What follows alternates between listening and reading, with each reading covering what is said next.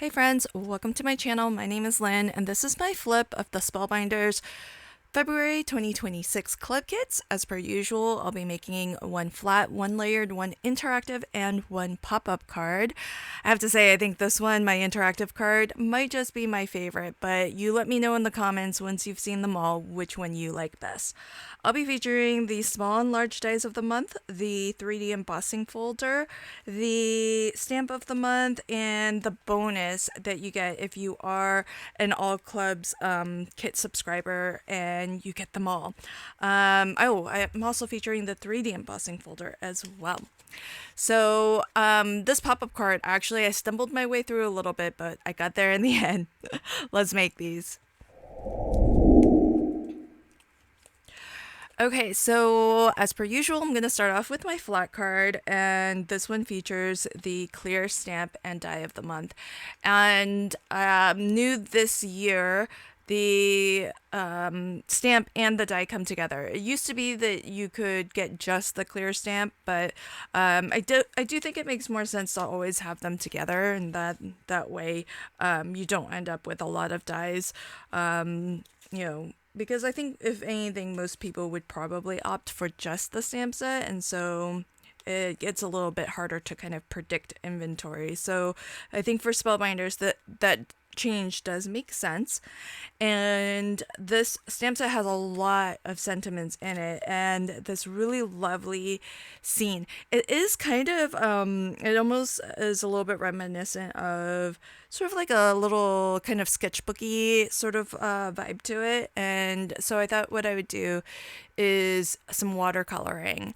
I've got some Spellbinders watercolor paper, and this is actually kind of nice. It's smooth on one side and has like a little bit of a texture on the other, which is kind of nice. A lot of times watercolor paper does have a little bit of a texture to it, which can make stamping onto it a little bit challenging, but because there's a smooth side, this stamped really nicely. And if you're going to do coloring with a water-based media supply, you want to use a pigment ink. So I stamped the image with my VersaFine Onyx Black, and I did leave the stamp in my stamp positioning tool just in case I need to stamp again over top of this panel once all the watercolor is dry. Sometimes I find it kind of depends on what you use, especially if I'm using the Distress Oxide watercolor crayons. They have a little bit more opacity to them, and they can sometimes cover those really nice dark lines that VersaFine Onyx Black typically gives you. And so it's nice to just leave your stamp in your stamp positioning tool until you know you're absolutely done, because I left myself the option, if I needed it, to just put this panel right back in and stamp again to really crisp up those lines. Especially since I'm a slow colorist, I would never want to risk like trying to align it again, because more often than not when I've done that, it leads to double stamping or sort of that ghosted image. But today I'm using my Albrecht Dürer watercolor pencils, which I have to say probably are my favorite watercolor medium, because you have the form factor of the pencil, so you can really get pigment exactly where you want it. And the payload on these pencils is really fantastic. You do not need a lot of water. In fact, you could probably even watercolor over just plain cardstock. Like, watercolor paper is really good because it's made to really take a lot of water without pilling or warping. And if it does warp a little bit, just letting it dry naturally will kind of flatten out again. And so it's great for a super water heavy technique. But with the Albrecht Dürer watercolor pencils, I feel like you don't need a lot of water and you can get so much of that pigment to move.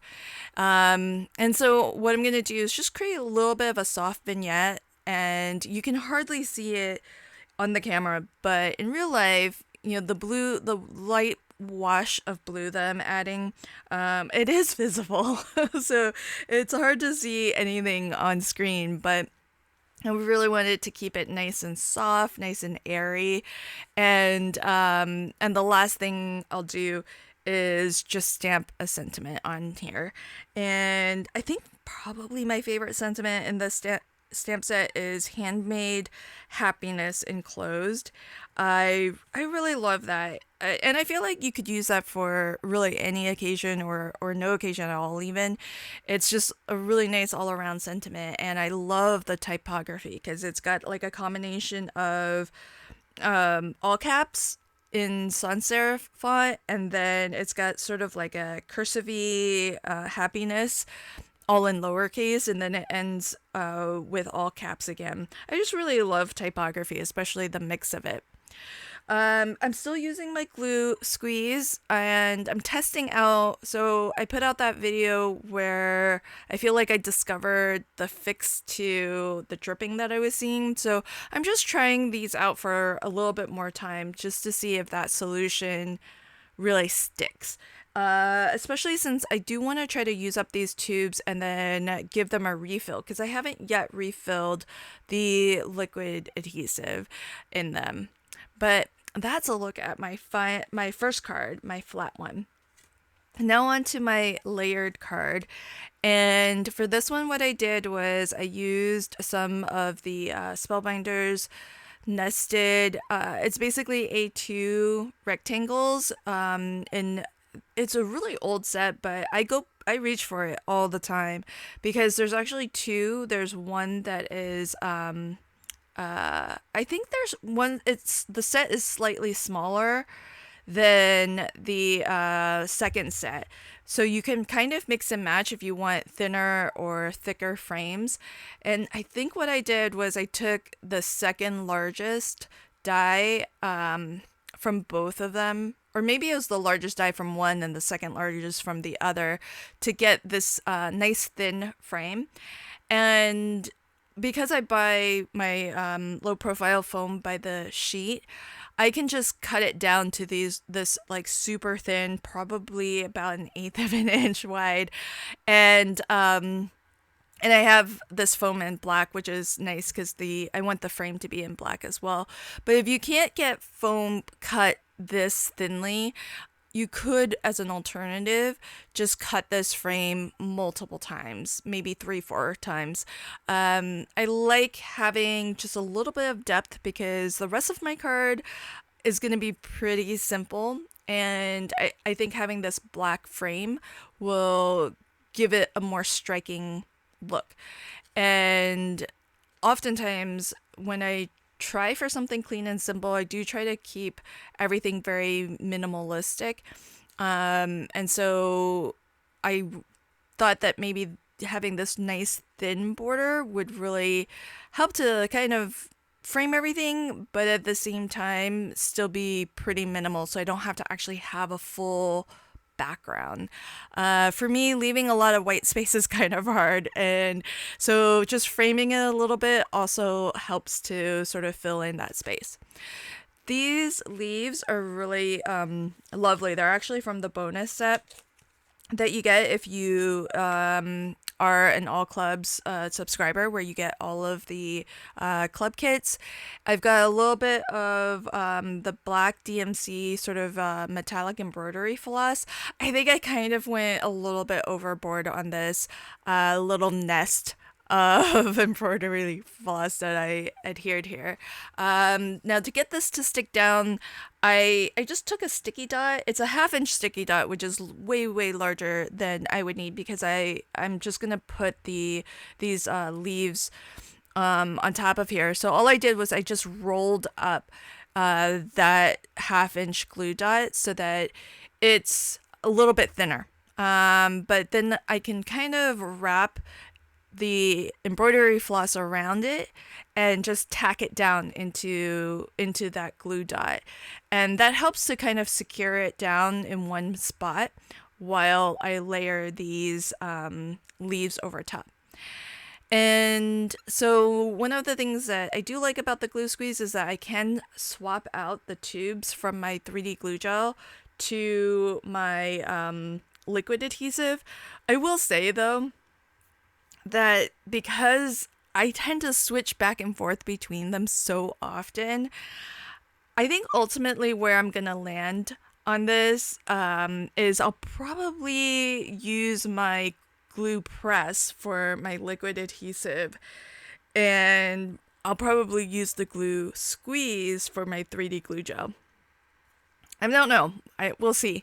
I do tend to like find myself wanting to reach for the glue press instead of swapping the tubes out. But that's just a matter of sort of convenience because it's a lot faster to just reach for the glue press since it's right there on my desk. But definitely, if I only had the one glue gun or glue dispenser to choose, I think I might land on the glue squeeze because it can take both forms of glue and many more besides. So I've been really enjoying it. The only thing I would say is the drip. Hopefully the solution that I found is a long-lasting one. And the other thing I wanted to try out was refilling the tube with barely art glue because I was having some struggles there. So I want to try to see how full of a tube I can fill up and without it going past that little stopper. So to be continued on that. I'm still experimenting a little bit. So the last touch for my card is the sentiment. And so this is a really lovely one. Sentiment also. It says, "Your friendship makes spring brighter." And what I think is really darling in this stamp set is that there are a couple butterflies. One that's like you can see both wings, and then one that's more of a profile, and there are some little flowers as well. And I thought one of the things that might be make it pop a little bit was to actually stamp it in pink because there's so little color going on with this card. You've got the really striking black border, you've just got some leaves, and that's basically it. That and the black sort of metallic thread. So I thought that stamping this in a bright pink is just like a very subtle, small little touch of color, just a little bit of flair, and that should help actually bring the eyes towards the sentiment as well. And of course, I can't leave well enough alone, so I thought I would try to add some random black enamel dots. I don't do random very well. The only thing that I try to keep in mind when I'm doing this is, the idea of odd numbers, because I hear that rule a lot, and trying to get things into like a visual triangle. So I try to be cognizant of that. And as well, for me, I don't like for the dots to be in a line with each other. So if they're too lined up, it kind of, I think, is a little bit weird. So I do end up like moving some of these around a little bit, but I decided I just need to stop at some point. Okay, this next card has got to be one of my favorites of all time, really, and for sure I think this is my favorite for this video, and it's my interactive card. It features the large die of the month, which is this really, it's a good size bunny, and you could do not just the head, but you could actually do sort of the top of the body as well. So you could even put, I think there's some dies in there that where you could have your bunny wearing a little scarf. But what I thought was these glasses, so they're meant to be glasses, but when I saw them, I thought for sure I knew I wanted to make them into sunglasses and put them on the bunny because I think that would just make him look so cool. But he's super cute, and so what I wanted to do, especially since part of the design of the glasses is that you can actually die cut sentiments into sort of that top rim. Your options are happy spring, happy Easter, or some combination of those three words. You get happy, spring, and Easter. So I went with happy Easter. And what you can do is on one layer, die cut it with the words cut out, and then using the glass frame die, cut that out of a second color. I chose yellow, and put that behind so that the letters are legible. And then you've got a die that's the little what's it called? Like the little bridge across your nose that connects the two frames. And so I cut those two out, but to turn them into sunglasses, I actually had to get a circle die from, I think it is from an older Spellbinders circle die, nested die set. And you just need to find a circle that's sort of close enough in size. And that's going to be the sunglasses. And what I thought would be really funny the whole time I was making this, I was thinking about Dwayne Wayne from A Different World. You know how he had the flip glasses? So I've made just really simple hinges. This is just like a little bit of scrap black cardstock, probably about 1/4 of an inch, and I just put a little fold in it, and I glued the fold behind the rims. And I forgot about this part. So I was able to get my little pokey tool in between the black and the yellow layer in order to lift and make a little bit of space so that I could actually tuck into here a magnet. I mean, I have these teeny tiny magnets. They're really great for mini albums and whatnot. And so I'm gonna slip into these layers a little magnet, and that way when the sunglass portion is closed, it's going to be held down by a magnet, and so it'll look a little a little something like that. And so I've got the little glue tabs at the top. That will be the hinge so that the sunglass portion can lift up. And then I've got those little silver circles at the bottom of the rim. Those are magnets, and you just pop them right onto where your previous magnets are that are sort of enclosed inside the rim. And because they're magnets, they'll land in the exact spot that you need them. And then you have to be patient. You have to give the glue enough time for it to grab and dry a little bit. And so you let that dry. And here's the thing. One of the reasons why I didn't just glue the magnet to the back of the eyeglass frame is because these are really small magnets and they're not that strong. So the more layers of cardstock that there are in between the magnets, the weaker the attraction. And so I really wanted to minimize how much cardstock would be between them. So this still has a really nice snap to it. It's still gonna hold it down pretty firmly. I'm not sure that would have been the case if I had like an extra 1 or 2 layers of cardstock in between.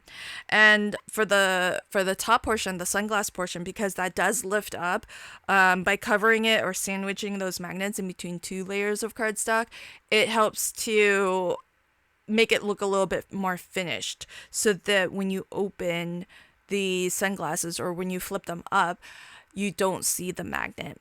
And so it's a little fit and finish thing, but there's a functional aspect to it too. You just want to make sure that your magnets aren't buried behind too many layers of cardstock, or cardstock that's too thick even. This cardstock's not bad. It's like maybe 80 pound. So it's not super thick, which means it can actually a layer or two isn't going to prevent it from kind of snapping together. Now, one of the things that I found was that with the sunglasses, it was a little bit hard to lift them up because there wasn't. I've chose a circle die that was pretty close in size to the original frame. It's actually a smidge smaller. And so it is kind of tough to grab hold of just the sunglass portion in order to flip it up. So what I decided, which I'm glad it worked out this way because I think it's super cute, is I did use a flower from the same die set. This is also from the large die set. There's so much more in this large die set. There's lots of flowers that you can use, leaves and whatnot. So I haven't used everything, but I thought I would add these little flowers to the side. Now, keep in mind, there's 2 layers of black cardstock. So what I've done is cut 3 layers of the flower. 1 to put on top, 1 to kind of cut a portion off of to sandwich and build up a little bit of thickness, and then the third full flower is to put behind, and so again, it's a fit and finish thing so that when you lift the sunglass portion, it looks like a full flower behind there. And that partial one that I cut, that sandwich in between, that just helps to kind of build up the thickness so that it matches the thickness of the sunglass portion. Super, super cute. And then all I have to do now is put the sunglasses onto the bunny. Now it does help to lift the sunglass portion up so that you can really center the glass frame across the face and head of the bunny. This bunny is just the coolest. He reminds me of the Energizer bunny with the sunglasses. But I think he just looks so cool. That's got to be my favorite card. All right, so now onto my pop-up card. Now this card, I actually saw I was inspired by an Instagram reel. That's where I saw it. And this designer, I think she's German because she didn't have, she had like the reel was a full tutorial for how to do this, but it was in a language that I didn't understand. I think it was German. I'm not 100%. So I watched the reel and sort of got the gist of how to make this card. She didn't have measurements, or if she did, she was saying them in German, so I didn't know what they were. So I'm just kind of winging it. It's kind of a neat card. I think I've made something similar to this, but definitely not exactly this card before. I'm starting off with just your standard A2 card base, but this card base is just, I think it's 65-pound paper cardstock that I'm using, mostly because I know that there's going to be a lot of layers added that will help to provide some structure, some bulk to this, and it'll make it feel more substantial. What I've done is, using a pencil, just marked off 1/2 inch at the top, 1/2 inch at the bottom, and 1/2 inch in the middle. And what they'll do is it gives you these sort of little tabs almost that are 2 inches tall, each of those. Now, because I'm winging it, I did have to continue to like cut that yellow cardstock back a little bit. But I'll try to give you the final dimensions of everything because I've never made this card before. So a lot of it is just sort of holding it together to dry fit a little bit and just trying to figure it out and then cut as I go. So what I figured is that this green panel, it actually needs, it needs to be a certain size so that it can actually, when you fold this down, you don't see that yellow portion. And it's just those sort of legs that show through. So ultimately, the green, I'll give you the dimensions for that green folded panel. It measures 5.5 wide by 5.5 tall. And then you score it at 3 1/4, and that's 3 1/4 is on the left side. So that 3 1/4 section, which is the wider section of the two, that gets adhered to the back of the front of your card. Now, where I'm cutting now, essentially what I did was I've only left, it ends up being about just shy of 7/8 of an inch. I know these are not really good measurements, but if you left yourself, 3/4 of an inch to 7/8 of an inch, then you're good to go. And so the next thing that you need is sort of like a little belt loop to hold those flaps down, so that they can actually slide out. Those little belt loops are gonna slide out once you open the card. So this is a really interesting card. I'm not too sure what it's actually called even, but it's kind of fun. There's some really fun movement to it, and it's a little bit neat. So this green folded section here, all I'm doing is on the more narrow strip, the strip that is going to be on the right side. I'm actually going to glue this 1/2 inch little, what I'm just going to call a belt, to the back of it. So right up at the top, I'm going to just fold this over. It's just a little bit of scrap. It just needs to be at least 6.5, but I think I took like an 8.5 length. And so I fed those two little legs, those yellow legs, that gets looped through the belt, and now it can kind of slide. So those can actually, now they're not going to be glued to anything, but it is going to be secured because by that belt loop. And it's kind of crazy how this works, but it does work, and it does look pretty cool when you're done with it. So then what I'm going to do is, again, to start to stabilize this, I will glue this green panel to the inside of that card base that I started. And ultimately, you don't see much of the yellow card base, but I'm glad that I did it in a different color, because then it's easy if you do try to follow along. It's easier to see what's what. So again, that green piece measures 5.5 wide by 5.5 tall, and I scored it at 3 1/4. And right now I'm putting adhesive behind that section that is 3 1/4 wide, and that will get glued down to the inside front of my card. And the inside front of my card is a standard A2 size card.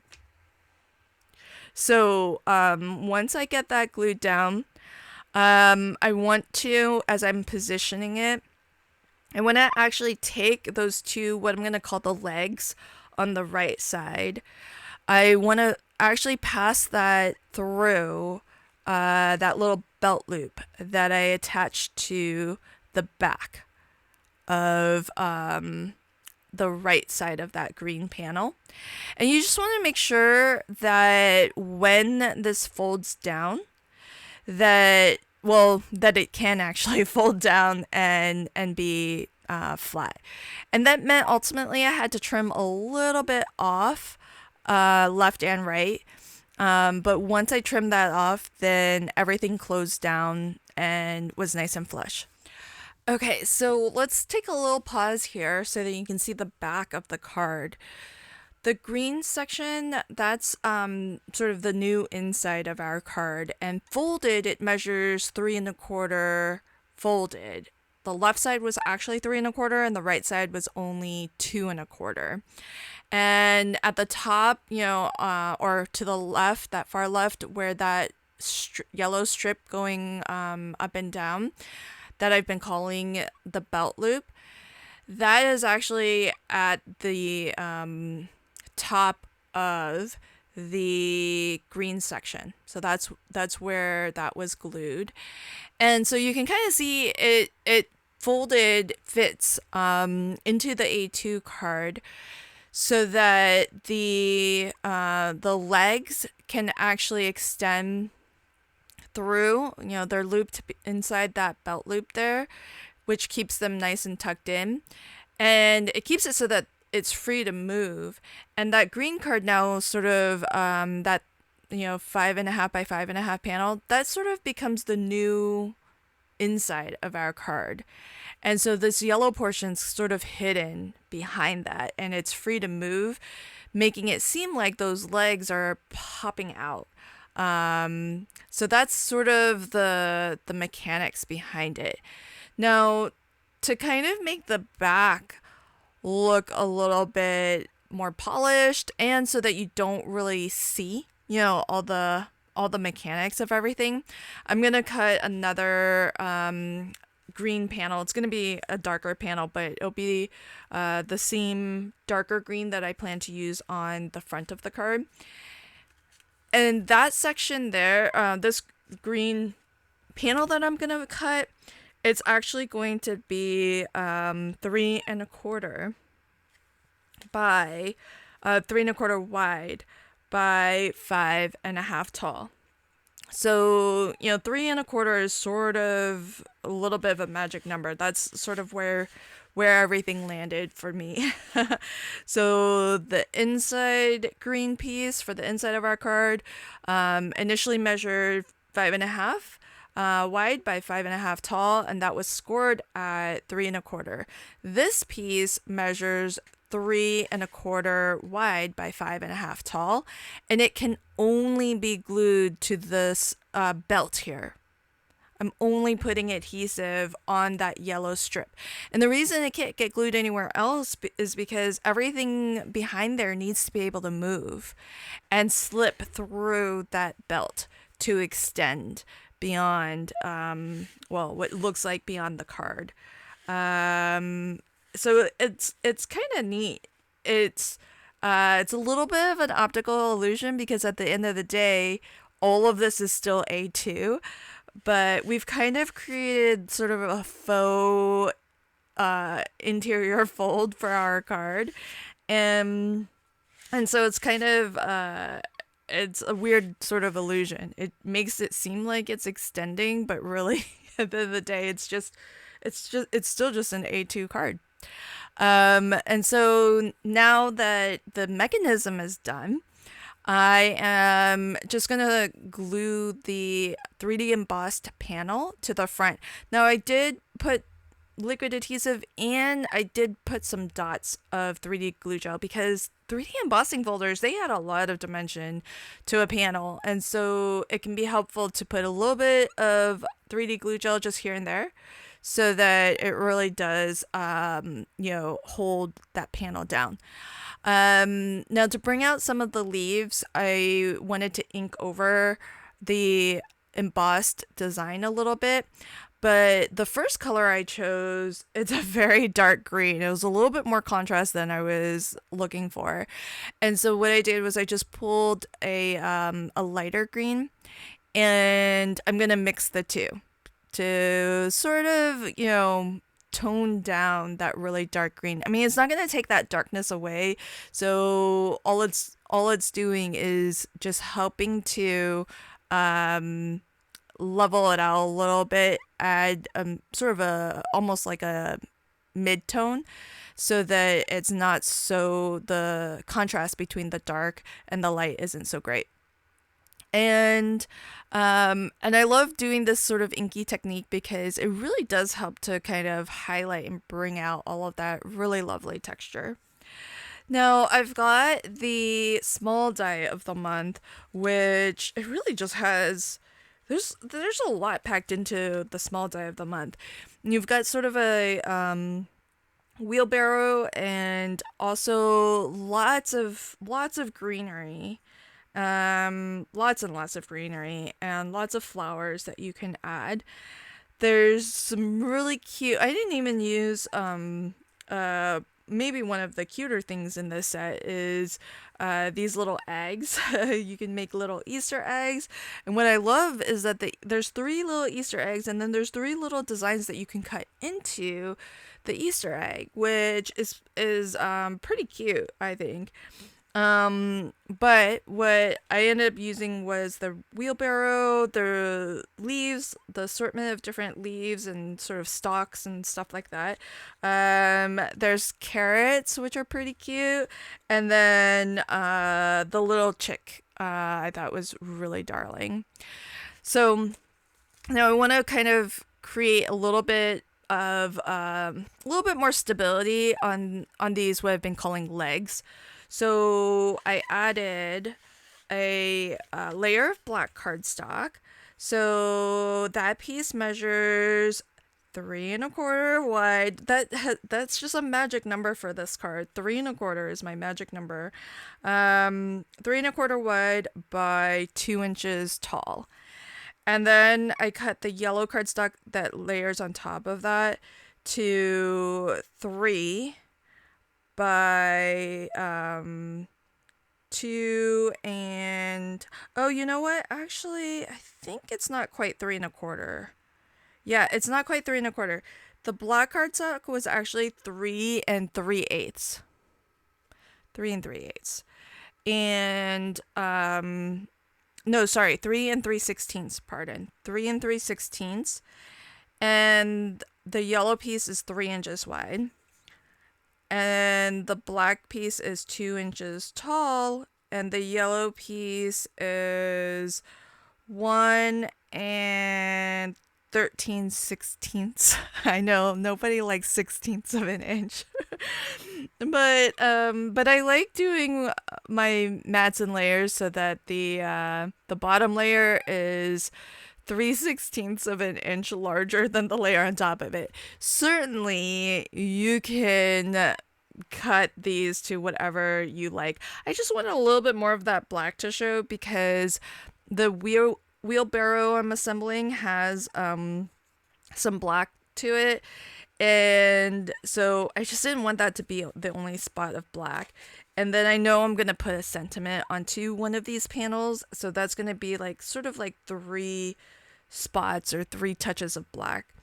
And you can load it. This wheelbarrow is pretty cool. You can load it up with all of the greenery, the florals. You could put all the little Easter eggs in here, which I think would be really cute.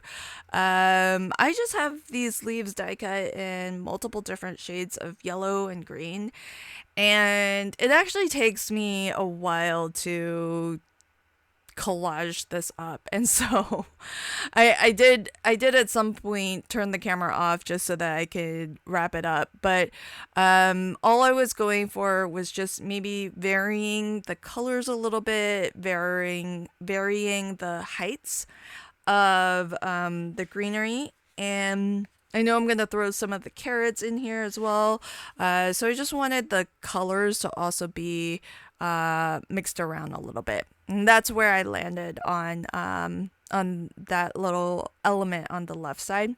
I kind of wish the wheelbarrow was pointing or facing towards the right, but it is what it is. I'm still happy with it, with how it turned out.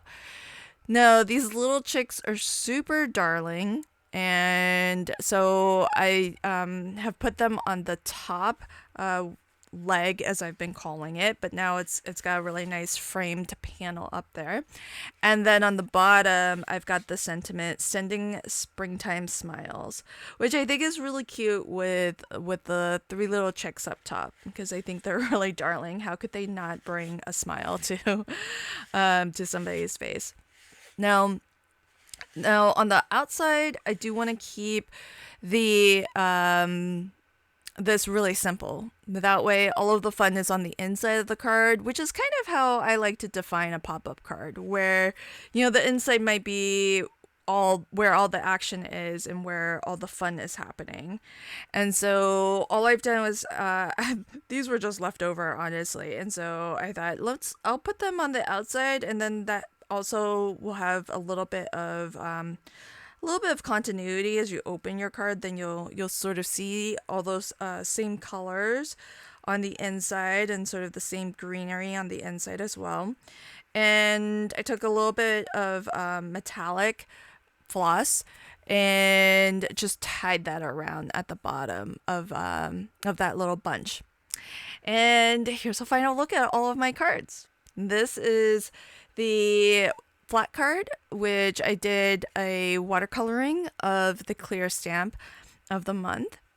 My layered card features the bonus die set that you get if you are an All Clubs subscriber.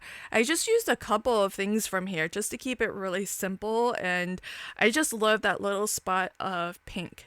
That is the butterfly on that. And my favorite card is my interactive card, this cool bunny with his flip up sunglasses. And then once you flip them up, you see the sentiment "Happy Easter."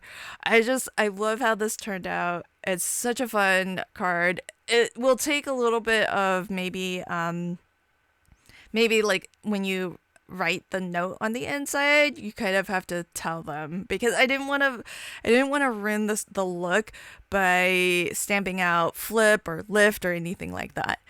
And then my final card is my pop-up card. I don't even know what this is called. I just saw it on Instagram and really wanted to make it for myself.